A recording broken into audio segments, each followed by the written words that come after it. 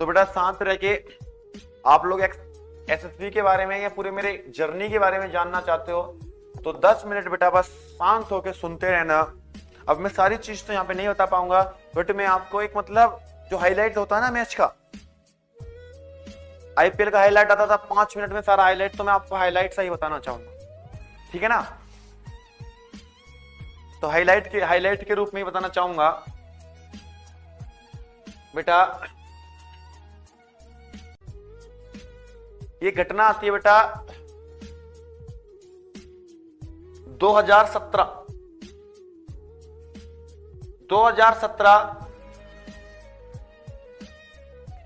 NDA की बात बताता हूं, सुनिएगा सारे बच्चे फटाफट से। बेटा मैं 12th पास आउट हुआ था। 12th पास आउट होने के बाद 12th पास आउट होने के बाद हर किसी का सपना होता है। मैं भी अपने स्कूल में जब मैं नवोदय में पढ़ता था, तो मेरे स्कूल में बेटा आप लोग जानते हो क्या होता है, जो लोग आते हैं मतलब पुराने भैया लोग आते हैं पढ़े हुए, तो मेरे एक भैया आए थे एलुमनी मीट पर, जो सीनियर थे एलुमनी मीट पर, और नवोदय में एलुमनी मीट पर आए थे। और बेटा वो उस समय पर फ्लाइंग लेफ्टिनेंट थे, वो सुखोई विमान उड़ाते थे। कहां पर? बरेली में, जो बरेली में आपका वो है ना, वहां पर सुखोई विमान उड़ाते थे। क्या था, मेरा 12th का कोई एम नहीं था, भगवान कसम मेरा 12th का कोई एम नहीं था। मेरे को 10th क्लास में पूछा गया, मेरे को 10वीं क्लास में पूछा गया था। मेरी हिंदी वाली मैडम थी रश्मि मैम ने मेरे से पूछा था कि जतिन क्या बनना चाहते हो जिंदगी में, क्योंकि मेरे को पता ही नहीं था करना क्या। तो मुझसे रश्मि मैम थी बेटा 10वीं क्लास में, मेरी हिंदी की टीचर, उन्होंने कहा जतिन क्या बनना चाहते हो? तो मेरा बेटा उस समय पर एक उद्देश्य था कि मैं बनूंगा ग्राम प्रधान। मेरा उद्देश्य था बेटा ग्राम प्रधान बनूंगा। और मेरा इतना उटपटांग सा जवाब था कि पढ़ रहा है 10वीं क्लास में, नवोदय में पढ़ रहा है और जवाब दे रहा है क्या बनेगा? ग्राम प्रधान। यार क्या जवाब था ये, मेरे को आज शर्म आती है इस जवाब के ऊपर। बट मैंने 10वीं में जब मैडम ने पूछा था कि जतिन क्या बनोगे, मैंने कहा था मैम ग्राम प्रधान। अब बेटा जैसे ही मैं 12th पास आउट करता हूं, 12th में होता हूं, तो एलुमनी मीट होती है, मेरा सीनियर भाई एक आता है वहां पे, और वो उस समय पर फ्लाइंग लेफ्टिनेंट थे, और वो सुखोई विमान आपका बरेली में उड़ा रहे थे। इस चीज को ध्यान रखना। और 12th पास आउट होने के बाद एक महीने 12th में जब होता है ना, तो आप लोगों ने देखा होगा 12th के दौरान कुछ लोग टेस्ट लेने के लिए आते हैं कि आपको स्कॉलरशिप मिलेगी। तो एक बेटा संस्थान थी सुपर 100, एक संस्थान थी आपकी सुपर 100। सुपर 100 में मेरा सिलेक्शन हो गया था। सुपर 100 में बेटा मेरा सिलेक्शन हो गया था, और मेरे को 100% स्कॉलरशिप वहां से मिल रही थी। सुपर 100 में मेरा सिलेक्शन हो गया था, मेरे को 100% स्कॉलरशिप बच्चों वहां से मिल रही थी। अब जब 100% मेरे को सुपर 100 से स्कॉलरशिप मिल रही थी, और मेरा ड्रीम कहीं ना कहीं ये था कि मैं देहरादून में जाके, देहरादून में जाके मैं एनडीए की प्रिपरेशन करूं। जिस प्रकार से मेरा भाई वहां पर आया था, मतलब मेरा सीनियर भैया थे जो वहां पर आए थे एलुमनी मीट पर, कि मैं भी कभी अपने कंधों पर स्टार लगा के। और सबसे अच्छी बात क्या लगी थी, वो व्यक्ति उस समय i20 गाड़ी में आया था, और जो पिछली वाली सीट होती है, पिछली वाली सीट पे कम से कम 8 से 10 ब्लेजर उनके टंग रहे थे। और मेरे लिए सपने जैसा था, 8 से 10 ब्लेजर वो व्यक्ति अपनी पिछली सीट पर टांग के आया था। मैंने कहा यार क्या चीज है, 10 ब्लेजर जब पिछली वाली सीट पर टांग के आया, कि यार क्या चीज है। फिर क्या होता है बेटा, जब 100% स्कॉलरशिप मेरे को मिल रही थी, और तुम्हें पता है पेरेंट्स लालच में आ जाते हैं कि कानपुर चला जा। ये सुपर 100 इंस्टीट्यूट कहां पर था बेटा? कानपुर में था। और पेरेंट्स कहने लगे, और खासकर मेरे पिताजी, और बाप मतलब वो होते हैं कि यार पैसा बच जाए, बच्चा पढ़ ले। सुपर 100 उन्होंने कहा था केवल हॉस्टल चार्ज आपको देना है, कोचिंग का कोई चार्ज नहीं देना, आपके बच्चे को मिल रही है 100% स्कॉलरशिप। 100% स्कॉलरशिप बहुत बड़ी चीज होती है। जो लोग बच्चे 1-1 लाख रुपए खर्च करते हैं कोचिंग्स के लिए, वो मेरे को फ्री में मिल रही थी उस समय। पता नहीं कैसे मेरा तुक्का लग गया था, मैंने उसमें तुक्के मारे में इतना तेज नहीं था पढ़ने में बेटा उस समय। जब मेरे को ये मिली, मैंने भाई साहब, पिताजी कह रहे थे मेरे कहां जाऊं मैं, पिताजी मेरे से कह रहे थे कि तुम कानपुर जाओगे, मैं तुम्हें देहरादून किसी कीमत पे नहीं भेजूंगा। मैं माता जी के पास गया, मेरी माता जी ने मेरे को हर समय सपोर्ट किया और आज भी करती हैं। मेरे पिताजी ने आज भी बेटा, जब मैंने टीचिंग की शुरुआत करने के लिए कही थी तो मेरे पिताजी ने आज भी ये कहा था कि इसमें कुछ नहीं है। मैं घर पे व्हाइट बोर्ड पे पढ़ाता था, ये जुनून था मेरे अंदर। व्हाइट बोर्ड जानते हो ना, मैंने बेटा चार्ट पेपर आता है व्हाइट बोर्ड, उस पे पढ़ाता था। अगर किसी ने वीडियो देखी हो तो उस व्हाइट बोर्ड पे पढ़ाता था। पिताजी डांटते थे और कई बार तो लठ भी उठा लिया था कि तुझे बनाऊं मास्टर, सरकारी नौकरी की तैयारी कर ले शांति से बैठ के। बट उस समय भी मेरी माता जी ने मुझे सपोर्ट करा था। बट पिताजी ने बेटा, मेरे पिताजी ने कहा सुपर 100 में जाओगे कानपुर।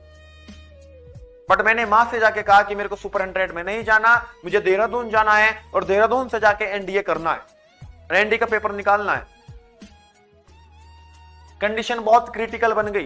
पापा मना कर रहे, पैसा सब किसके पास रहता? पापा। मां के पास कुछ नहीं रहता। मां भी अपनी जिद पे आ गई थी, अब जतिन जाएगा तो देहरादून जाएगा वरना ये नहीं पढ़ेगा। अब पापा ने बोला कैसे भेजेगी, क्या पढ़ाएगी, पैसा है तेरे पास, तू पढ़ा सकती है इसे? तो माँ होती है, पढ़ा दूंगी, तुम कहो तो मैं पढ़ा दूंगी। मतलब पापा से अलग नहीं जाएंगी, तुम कहो तो मैं पढ़ा दूंगी। पापा ने कहा पढ़ा ले। पैसा था नहीं भाई साहब। मां के पास क्या होती है? उसके जेवर होते हैं। मां के पास उसके जेवर होते हैं। मेरी मां ने उस समय अपने सारे जेवर गिरवी रख दिए थे सिर्फ मेरे को पढ़ाने के चक्कर में, कि मैं अपने बेटे को पढ़ाऊंगी, देहरादून जाना चाहता, देहरादून भेजूंगी। और बेटा 2017 में मैं देहरादून आया था। नहीं मेरे पिताजी साथ आए थे, नहीं मेरी माताजी साथ आई थी। खुद ये कितनी सी उम्र होती है 12th के बाद एक बच्चे की, खुद मैं अकेला वहां से बैग उठा के देहरादून आया था। और बेटा यकीन नहीं मानोगे, मैंने कम से कम 10 से 12 कोचिंग में डेमो लिया था कि पैसा दूंगा तो देखभाल के दूंगा। 10 से 12 कोचिंग में मैंने डेमो लिया था। फिर डेमो मेरे को लास्ट में पसंद आया, मैंने वहां पर कुछ दिन कोचिंग करी। कुछ दिन कोचिंग करी, मां ने जेवर रखे थे गिरवी, 12th का रिजल्ट नहीं आया था। अब देखना कंडीशन कैसी होगी। कुछ दिनों बाद जब मैं देहरादून आ गया और कुछ दिनों बाद बेटा आपका 12th का रिजल्ट आउट हुआ। 12th का रिजल्ट आउट हुआ। मैथ में नंबर 33। अगर एक नंबर से भी रह जाता ना तो उस मां पर क्या गुजरती, जो अरमान सजा के भेजा था कि मेरा बेटा लेफ्टिनेंट बन के आएगा, स्टार लगा के आएगा। क्या कहते गांव वाले मुझसे, और गांव वालों ने क्या कहा था मुझसे कि मैथ में 33 नंबर तू कर लेगा एनडीए, तेरी औकात है एनडीए करने की। दुनियादारी छोड़ो, पिताजी ज्यादा पढ़े लिखे नहीं थे, गांव वालों ने चढ़ाया कि भेजा है तुमने पैसा बर्बाद करने देहरादून, देहरादून में तो लड़की फंसा लेंगी, देहरादून में तो ऐसे आवारा हो जाएगा वहां जाके।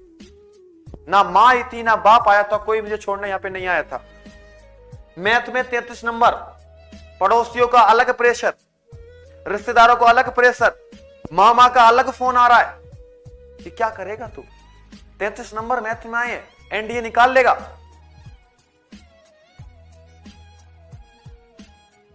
ऐसी कंडीशन थी जिसे बोलते हैं मामा। डबल मां आती है इसमें, डबल मां आती है मामा में। और मामा ने भी क्रिटिसाइज मेरे को उस समय, मत पूछो मत। बट मेरे 3 मामा हैं, बड़े वाले मामा ने मुझे हमेशा सपोर्ट किया कि अगर तू करना चाहता है तो कर। बड़े वाले मामा ने मेरे को उस समय भी सपोर्ट करा और वो आज भी सपोर्ट करते हैं कि जो तू करेगा। मैं तो एक बार मेरे को क्रिकेट खेलने का जुनून चढ़ा था जब मैं शायद 8th क्लास में था। मेरे पेरेंट्स खिलाफ थे, मेरे रिश्तेदार खिलाफ थे। मेरे बड़े वाले मामा ने सारे पैसे खर्च करे थे, किट लाके, मतलब किट ले आए थे कि ले तू क्रिकेट खेलना चाहता है तो तुझे क्रिकेट खिलाएंगे। मतलब यार एक ऐसा टाइम था ये कि मैं आपके साथ शेयर करूं भाई साहब कि आंसू टपक जाएंगे। मैथ में 33 नंबर, पड़ोसी जीने नहीं दे रहे थे, घर वाले जीने नहीं दे रहे थे, जुनून था इंडिया निकालेंगे। और ये कंडीशन ऐसी आई थी बेटा, ये कंडीशन ऐसी आई थी कि मेरा एग्जाम सितंबर में था, मेरा एग्जाम सितंबर में था। अप्रैल के एग्जाम देके मैं यहां पर आया था देहरादून। बेटा अप्रैल से सितंबर तक मैंने घर का मुंह नहीं देखा था, घर कैसा है। मैंने रूम लिया था किराए पे। लास्ट टाइम पे आके बेटा लास्ट टाइम पे आके मैंने अपना रूम भी किराए वाला छोड़ दिया तक मेरे पास इतना पैसा नहीं था कि मैं उस रूम को मतलब कोप अप कर सकूं, उसके साथ कोप विद कर सकूं, मतलब उस रूम को किराए पे ले सकूं, मैनेज कर सकूं। मैंने रूम को हटा के बेटा 500 रुपए महीने पर लाइब्रेरी लगाई। सामान अपना दोस्त के रूम पर रखा कि भाई मेरा प्लीज सामान रख ले, हाथ जोड़े कि भाई रख ले, मैं लाइब्रेरी में पढ़ना चाहता हूं, मेरे पास पैसा नहीं है। तो दोस्त था मेरा एक, उसने मेरे को सपोर्ट किया था उस समय पर कि भाई तू पढ़ ले, तेरे को नहाना है, कपड़े चेंज करने हैं तो हमारे रूम पे आ जा। यकीन नहीं मानोगे बेटा, 24-24 घंटे मेरे को लगातार लाइब्रेरी में बैठे बैठे निकल जाता था। नहाना किसे यार, जब पड़ोसी के ताने सर पर दिख रहे हैं, मैथ में 33 नंबर, नहाना किसे, क्या होता है नहाना? जब नहाना खाना पीना कुछ दिखाई नहीं देता था, सिर्फ यह दिखाई देता था कि एनडीए निकल जाए। मेरे को आज भी याद है, मेरा एग्जाम था बेटा 7 सितंबर को, अब भी याद है 7 सितंबर को मेरा बेटा एग्जाम था। और देहरादून में कॉलेज पढ़ता है डीबीएस करके, डीबीएस कॉलेज पढ़ता है, डीबीएस पीजी कॉलेज, उसमें मेरा एग्जाम था। जब 7 सितंबर को मैं एग्जाम, मतलब बेटा तैयारी इस लेवल की थी कि मेरा खुद का ही भगवान जानता है, मैं जानता हूं या भगवान जानता है या मेरी मां जानती है मैंने किस लेवल की तैयारी करी थी। आपके पास तो बड़े बड़े फोन हैं आज के समय पे, मेरे पास सिर्फ बटनों वाला फोन था, सैमसंग गुरु जो आता था, मैं वो लेके यहां तैयारी करने आया था। उस सैमसंग गुरु से मैं तैयारी कर रहा था, किताबों से मतलब था। लाइब्रेरी में 24-24 घंटे मैंने खुद को बैठकर, मेरे को नींद आती थी तो मैं वहीं पे हेड डाउन करके सो जाता था। बट बेटा मैंने मेहनत इतनी करी, एक आर एस अग्रवाल की बुक आती है मैथ की, मेरे को खुद को, मेरा मैथ इतना वीक था, मेरे को मैथ ही पढ़नी थी मैक्सिमम। मैथ मैंने इतनी पढ़ी भाई, मेरे को क्वेश्चन मतलब भले ही जैसे कोई क्वेश्चन ऐसा होता है डिफिकल्ट होता है, वो समझ में नहीं आता भाई, सब जुनून ऐसा था, मैं उस क्वेश्चन को रट देता था ऊपर से लेके नीचे तक को, हाथ रख के उस क्वेश्चन को पूरा रट देता था बच्चे।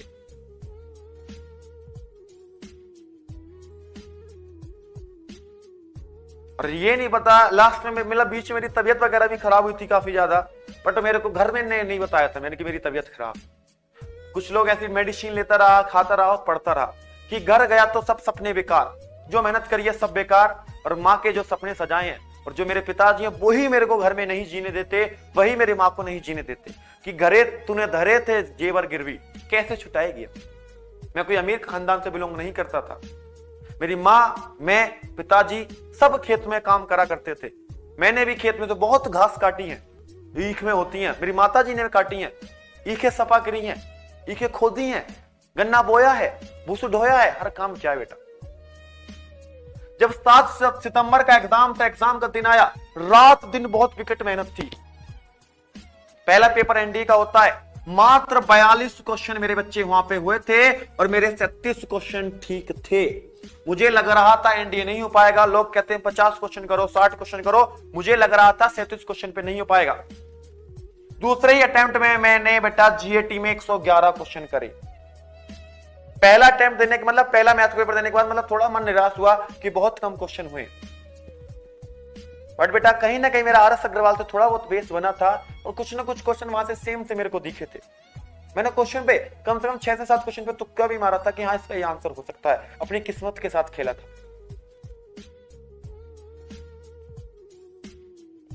बट जब 111 क्वेश्चन मेरे हुए इसमें जीएटी में, कहीं ना कहीं दिल को दिलासा आई, बट उस समय भी बेटा दिल में दुख दुख थी, सिलेक्शन होगा नहीं होगा, सिलेक्शन होगा नहीं होगा,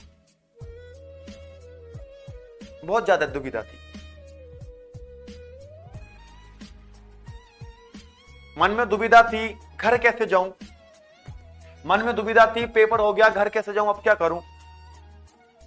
बेटा आप लोग एटीएम में केवल पैसे निकालने गए होगे, आप लोग केवल एटीएम में पैसे निकालने गए होगे, मैंने उस उम्र में उस एटीएम में जॉब की थी कि घर नहीं जा सकता, मेरे पड़ोसी मेरे साथ अत्याचार कर देंगे, मेरे घर वाले मेरे पिताजी मतलब मेरे साथ अत्याचार कर देंगे, मेरा मतलब बहुत ज्यादा दिमाग खराब कर देंगे। मैंने उस समय ही एटीएम में रह के बेटा जॉब की। मेरे को अब भी याद है 17 अक्टूबर के दिन मेरा रिजल्ट आया था, 17 अक्टूबर के दिन मेरा रिजल्ट आया था। और जब मेरे को सुनने में आई कि एनडीए का रिजल्ट आया है, अब अब तुम्हें पता है खुशी होती है, बट मेरे अंदर खुशी नहीं थी, मेरे अंदर घबराहट थी कि मेरा क्या हुआ होगा, अगर सिलेक्शन नहीं हुआ मैं तो बर्बाद फिर कतई बिल्कुल।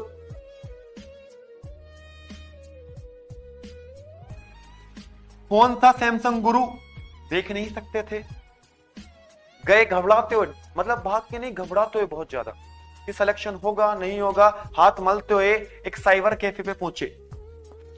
और जब उस साइबर कैफे से बेटा मैंने जाके पूछा कि सर एनडीए का रिजल्ट आया, उन्होंने कहा आ गया, कि आपका रिजल्ट देखना है, मैं रोल नंबर भूल गया, एडमिट कार्ड मेरे साथ था, मैंने उन्हें एडमिट कार्ड दे दिया कि इसमें रिजल्ट देख लो, और मैं हाथ जोड़ के ओम नमः शिवाय, मतलब पता नहीं क्या क्या उस समय कर रहा था। उसका रिजल्ट वो बताता है मेरे को साइबर कैफे से देख के कि सर आपका हो गया।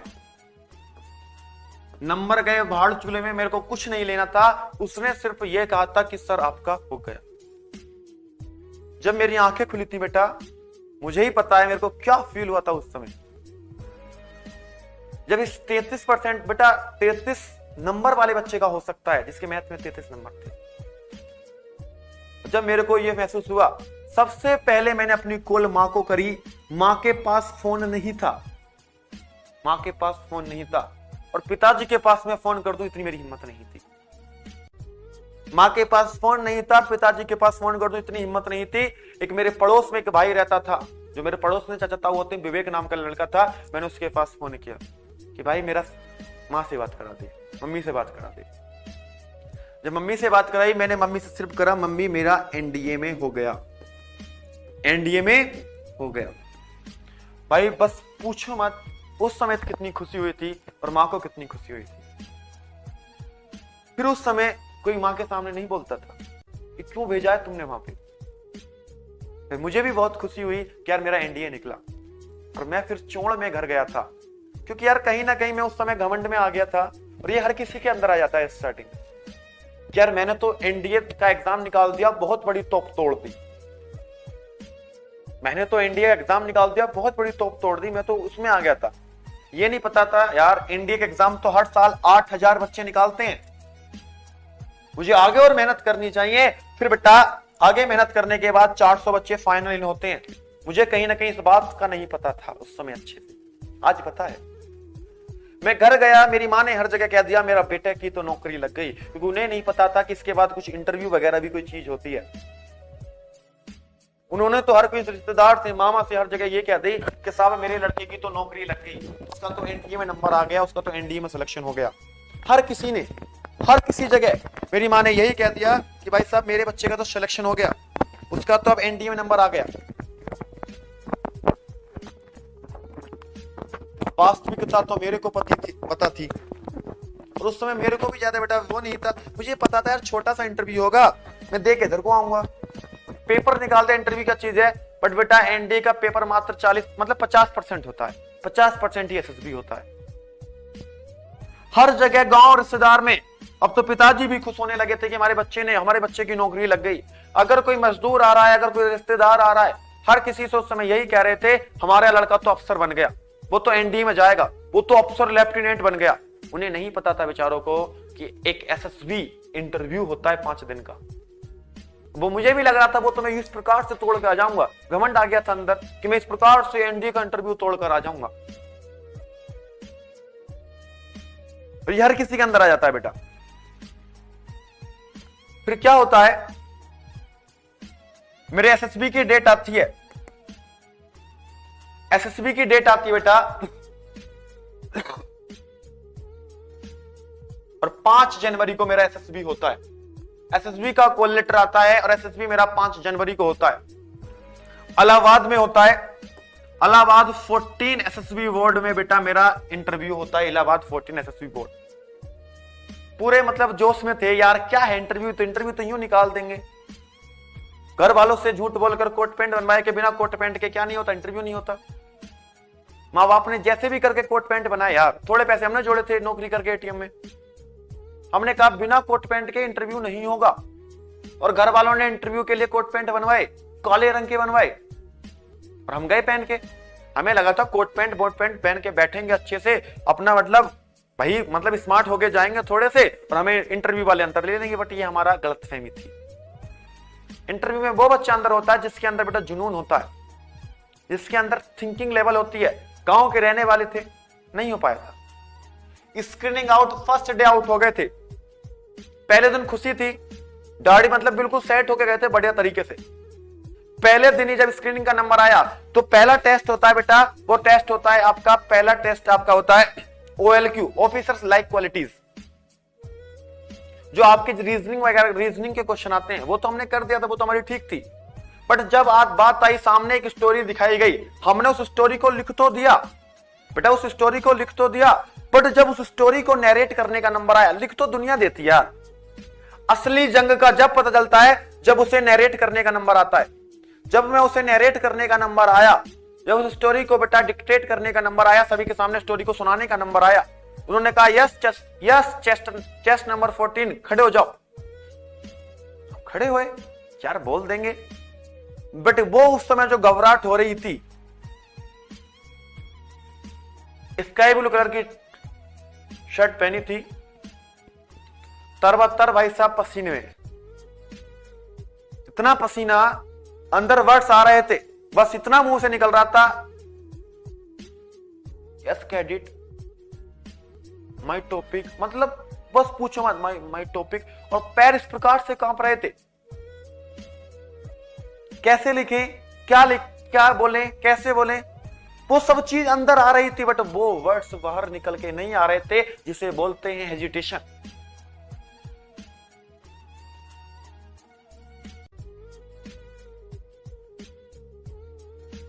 बहुत बुरी कंडीशन थी बेटा, बहुत बुरी। और ये आजकल के बच्चों के मतलब होती है उस एज में। आज मेरे सामने कहीं, मुझे कहीं भी खड़ा कर दो, किसी भी डीएम के साथ, किसी भी कलेक्टर, कहीं भी खड़ा कर दो, मैं भाई साहब उसे चने चबा के आ जाऊंगा, क्योंकि मैंने उस चीज से सीखा कि मेरे अंदर क्या कमी थी।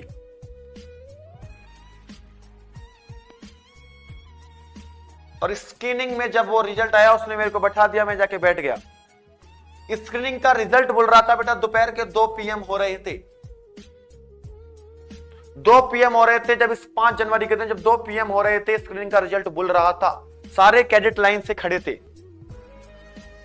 और जब स्क्रीनिंग का रिजल्ट बोल रहा था, उन्होंने, हम लोग बुलाए थे उस समय पर 72 थे यहां शायद, और उसमें से उन्होंने बेटा 16 लोग इन करे थे, 17-16 बच्चे स्क्रीनिंग इन करे थे 72 लोगों में से। और जिन बच्चों का हुआ था उनका केवल चेस्ट नंबर बोला था। क्या ये चेस्ट नंबर, पहले तो चेस्ट नंबर बोले, हमने सुना हमारा नाम इसमें नहीं है, या तो हम अंदर हैं बाहर हैं, उसने कहा ये इन है और बाकी सारे आउट हैं। और भाई साहब पैरों के नीचे से जमीन खिसक गई थी।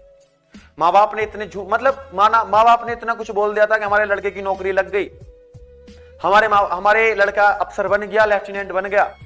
अब वो जवाब क्या देते समाज को? जब मैं वही गांव में घूमने जाता था, वही गांव में रहता था, कि तुम तो ये कह रहे थे तुम्हारे लड़के की नौकरी लग गई, ये सारी चीजें हो गई, तुमने कहा था हमारा लड़का तो अफसर बन गया।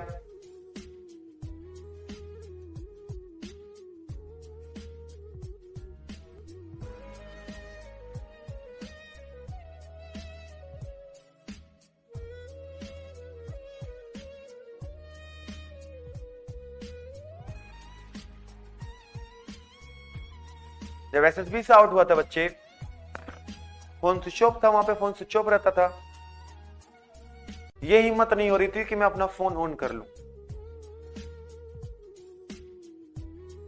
और कभी मेरे बाप का फोन मेरे पास नहीं आता, कभी मेरे पिताजी का फोन मेरे पास नहीं आता, और वो भी इंतजार में बैठे थे कि मेरे बच्चे का इंटरव्यू है, क्या होगा।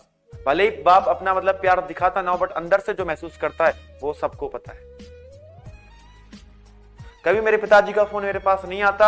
एक वही दिन था जब उनका, मैंने फोन स्विच ऑफ खोला रेलवे स्टेशन पे पहुंचने के बाद, और सबसे पहले फोन जो आया वो मेरे बाप का आया, मेरे पिताजी का आया। और मेरा मन ऐसे दुख दुख कर रहा था, आंखों में आंसू टपक रहे थे। और ये 2 बार लाइफ में फुट फुट कर रहा हूं, इस बात को याद रखना। एक बार जब मैं SSB से आउट हुआ था, और एक बार जब आपकी 24 घंटे की क्लास कटी थी लास्ट सैटरडे। जब 17.5 घंटे क्लास होने के बाद जो चीज दिल से करी जाए बेटा, वाकई में बुरा लगता है। एक आपकी जो 24 घंटे की क्लास कटी थी लास्ट सैटरडे, जो मैं ले रहा था 24 घंटे क्लास, वो आपके बीच में कटी थी। और एक आपका जो एसएसबी, आंखों में आंसू निकल रहे थे। फोन उठाएं ना उठाएं, फोन उठाया, पापा का एक ही क्वेश्चन था, उधर से पिताजी का एक ही क्वेश्चन था कि क्या हुआ। मैंने कहा नहीं हुआ, और फोन काटा, फिर से स्विच ऑफ करा और जेब में रख लिया। सपने सजाए थे एसएसबी में इन होऊंगा, 5 दिन एसएसबी निकालूंगा तो गांव जाऊंगा, गांव में बारातें निकलेंगी, गांव में स्वागत किया जाएगा कि लड़का लेफ्टिनेंट बना है, अफसर बना है। बट वहां से फिर सीधा मैं देहरादून पहुंचा, फिर मैंने तैयारी की और फिर ये कारवां चलता रहा, पेपर निकलते रहे, मैं आउट होता रहा। अब ये ठाना है कि मेरे से तो एनडीए नहीं हुआ, मैं तो लेफ्टिनेंट नहीं बन पाया, बट अब इतने लोगों को लेफ्टिनेंट बनाऊंगा कि वो एसएसबी वाला भी सोचे, एसएसबी वाला भी सोचे, जो भी मेरा शेर देना जाए कि जतिन सर का शेर है, जतिन सर की शेरनी है। इसीलिए बेटा मैंने अपना पूरा जीवन समर्पण कहीं ना कहीं इस चीज को कर दिया है, और आने वाले टाइम में देखना जो दबदबा होगा एनडीए में वो मेरे शेर का होगा, मेरी शेरनियों का होगा। मैं इतनी मेहनत करके दिखा दूंगा अपने शेरों को, इतनी मेहनत कर दूंगा अपने शेर शेरनियों के लिए कि आने वाले समय पे जो दबदबा होगा वो मेरे शेर और शेरनियों का ही होगा आने वाले समय। चाहे ये समय हो चाहे आने वाला हो, इस मेहनत में कमी नहीं चलेगी, चाहे मेरी जान क्यों ना चली जाए, चाहे मुझे यहां से एम्बुलेंस चाके क्यों ना लेके जाए, बट मेरी साइड से आपको मेहनत में कोई भी कमी बेटा नहीं मिलेगी। और बहुत सारे ऐसे इंसिडेंट होते हैं, किसी दिन और शेयर करूंगा, आप लोग बस बेटा पढ़ लो शांति से। ये आपका समय चल रहा है, आप लोग बेटा बस अच्छे से मेहनत कर लो। तो मतलब ऐसी कंडीशन थी यार, मैं बता नहीं सकता। जब पेपर निकला तो खुशी थी थोड़ी बहुत, जब एसएसबी से आउट हुआ फिर पड़ोसियों की ताने, एनडीए बहुत बड़ी चीज होती है, नहीं निकलेगी, पेपर तो दुनिया निकालती है, ये करती है वो करती है, फिर से वही ताने। फिर से मैंने गांव जाना बंद कर दिया था, और अब भी बेटा मैं बहुत बहुत दिनों में गांव जाता हूं। जब तुम फेल होते हो ना, तो वो भी व्यक्ति बोलता है जो कभी तुम्हारे सामने बोला ना हो, और बोलता वो व्यक्ति है जिसके पास ज्ञान नहीं होता, जो समझता नहीं, जिसने कभी किताब उठा के नहीं देखी, जिसने कभी कॉपी उठा के नहीं देखी कि किताबों के अंदर लिख क्या रहा है। जो गांव के सबसे नल्ले इंसान होते हैं वो भी मेरे ऊपर व्यंग मार देते थे कि गए थे देहरादून कलेक्टर बनने, गए थे अफसर बनने देहरादून, क्या रहा, क्या कर लिया तुमने, क्या उखाड़ लिया किसी का। वो समय था मेरे को एक बेटा चारों तरफ से ऐसे क्रिटिसाइज करा जा रहा था, मैं जवाब नहीं दे पा रहा था किसी को, मैं शांत रह के अपनी मेहनत कर रहा था। और आज का समय है, आज के समय पे कोई गांव का व्यक्ति बोल के तो दिखाए मेरे सामने, किसी का बालक बोल के तो दिखाए, जो गांव में बैठ के नशे कर रहे हैं, गांव में बैठ के सुलपे पी रहे हैं, गांव में बैठ के ताश खेल रहे हैं, गांव में हुक्के पी रहे हैं बुड्ढों के साथ बैठ बैठ के, बोल के तो दिखाए कोई। 4 क्वेश्चन पूछूंगा, अगर एक का जवाब देते समझ लूंगा मेरा पढ़ना आज तक बेकार है। कोई भी गांव का व्यक्ति कितना ही मतलब धुरंधर है, 4 क्वेश्चन पूछूंगा, अगर चारों क्वेश्चन का जवाब दे, चारों में से 2 का भी जवाब दे दिया, समझ जाऊंगा मेरा पढ़ना आज तक व्यर्थ था, मेरी मेहनत करनी आज तक व्यर्थ थी।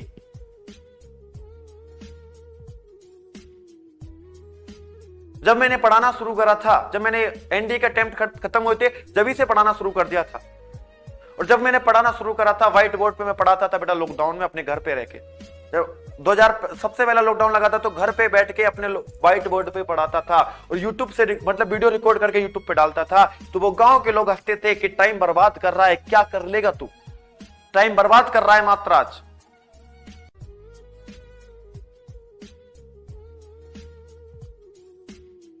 कि सिर्फ टाइम बर्बाद कर रहा है बेटा। अब मैं ज्यादा क्या बोलूं, आप लोग पढ़ो, बस 2 शब्द सुनाना चाहूंगा इस टाइम बर्बाद के ऊपर। जो बोलते थे ना, ये उसी समय उन लोगों के ऊपर मैंने ये शब्द लिखे थे जो कहते थे कि टाइम बर्बाद कर रहा है।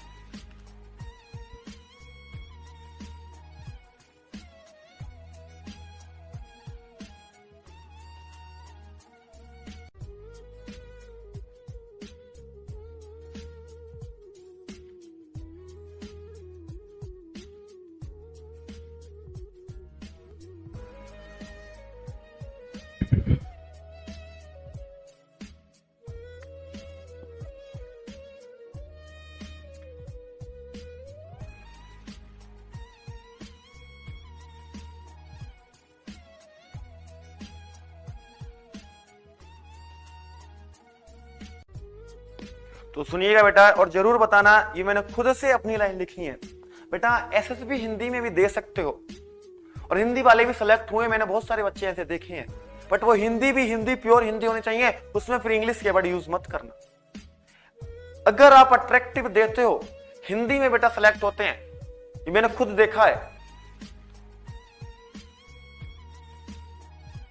तो मैं 2 शब्द उन लोगों को आज भी मैं कभी भी सुना देता हूं, मतलब कभी भी जब मेरा मन दुखी होता है तो मैं शब्द को फिर पढ़ लेता हूं, आपके सामने पढ़ूंगा। जो लोग मुझसे कहते थे कि अपना टाइम बर्बाद कर रहा है, क्या कर लेगा तू पढ़ा के, तुझसे बहुत बहुत बड़े विद्वान पढ़े हैं। हाँ मैं मानता हूं मुझसे बहुत बहुत बड़े विद्वान पढ़े हैं, बट लोगों को बच्चों के साथ जो अटैचमेंट बनाना पड़ता है, बच्चों के साथ जो बेटा बच्चों की तरह मेहनत करता है, जो बच्चों की बेटा 24-24 घंटे मेहनत करता है, और आज तक का ये वर्ल्ड रिकॉर्ड है बेटा, आज तक किसी भी टीचर ने लगातार नॉन स्टॉप 24 घंटे नहीं पढ़ाया है। ये एक पागल व्यक्ति पढ़ा सकता है, ये जुनूनी व्यक्ति पढ़ा सकता है लगातार 24 घंटे, वो भी जीएस जैसा सब्जेक्ट, दिमाग का फट जाता है 6 घंटे में।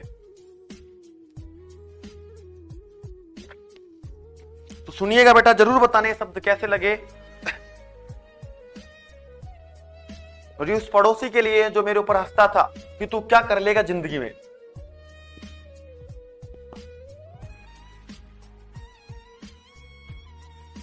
सुनिएगा कि खुद को आजमाते आजमाते बदल गई जिंदगी, खुद को आजमाते आजमाते बदल गई जिंदगी, खुद को सूरज से पहले जगाते जगाते बदल गई जिंदगी, खुद को आजमाते आजमाते बदल गई जिंदगी, खुद को सूरज से पहले जगाते जगाते बदल गई जिंदगी, खुद को आजमाते आजमाते बदल गई जिंदगी, जुनून की आग जलाते जलाते बदल गई जिंदगी। जो लोग कहते थे कि क्या कर लेगा तू, जो लोग कहते थे क्या कर लेगा तू, क्यों टाइम वेस्ट करता है, सुनिएगा, खुद को आजमाते आजमाते बदल गई जिंदगी, खुद को सूरज से पहले जगाते जगाते बदल गई जिंदगी, खुद को आजमाते आजमाते बदल गई जिंदगी, जुनून की आग जलाते जलाते बदल गई जिंदगी। जो लोग कहते थे कि क्यों टाइम वेस्ट कर रहा है, अब देख बेटा पसीना बहाते बहाते बदल गई जिंदगी।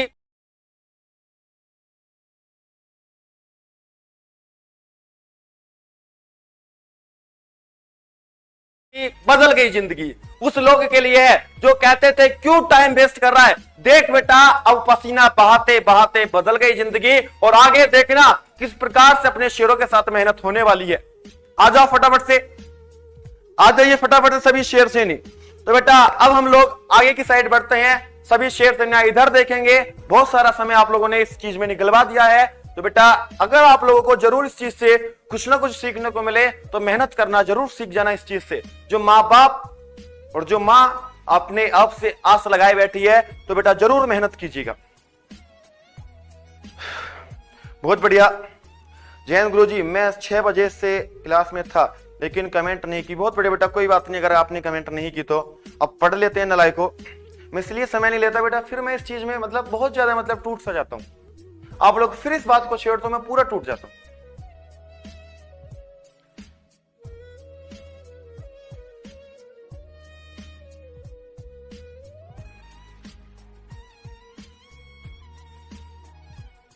चलिए आगे।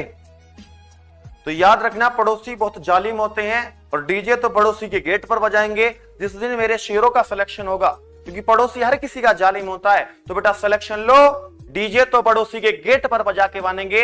वो क्या कहा था किसी ने, वो क्या कहा था कि खामोशी छा जाएगी। सुनिएगा, खामोशी छा जाएगी और छतों पर मेले लग जाएंगे। जिस दिन तुम्हारा सिलेक्शन होगा खामोशी छा जाएगी, पड़ोसी के घर में खामोशी छा जाएगी और छतों पर मेले लग जाएंगे। लड़कियां भी देखने आएंगी, आज तो हमारे वाले की नौकरी लग गई, आएंगी ना, आज तो हमारे वाले की नौकरी लग गई। खामोशी छा जाएगी और छतों पर मेले लग जाएंगे, खामोशी छा जाएगी और छतों पर मेले लग जाएंगे। जिस दिन मेरा शेर और शेरनी सेलेक्ट होकर घर वापिस आएंगे, घर वापिस आएंगे। कहीं ना कहीं तो तैयारी कर रहे हो, देहरादून में तैयारी कर रहे हो, कहीं भी कर रहे हो, तो खामोशी छा जाएगी, छतों पर मेले लग जाएंगे। जिस दिन मेरा शेर और शेरनी सेलेक्ट होकर घर वापिस आएंगे। सुन ले पड़ोसी, डीजे तो तेरे गेट पर बजाएंगे जिस दिन सेलेक्ट होंगे मेरे शेर, और गाना बजेगा कि हट जा ताऊ और नाचन दे जी भर कहने। आ जाओ बेटा।